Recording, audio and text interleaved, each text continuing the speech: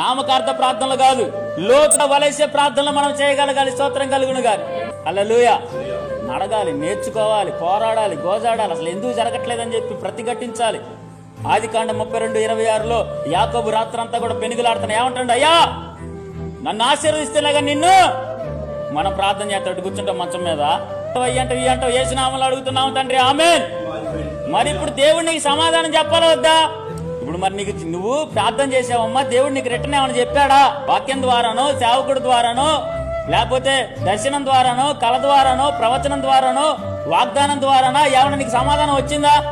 Hello hello hello hello hello అంటే అవతలోడు ఏం మాట్లాడుకున్నట్టు ఏం చేస్తాం? మనం ఫోన్ పెట్టేస్తాం. దేవుడు కూడా నీతో మాట్లాడి రెడీగా ఉంటాడు. ఇక చాలే అని ప్రార్థన పని చేస్తాం మనందరం కూడా. లోతుకు కాదు, ఇంకా లోతుకు వలయ్యాలి. గంట ప్రార్థన కాదు, నైట్ అంతా ప్రార్థన చేసే స్థితిలోకి మనం వెళ్ళగలగాలి.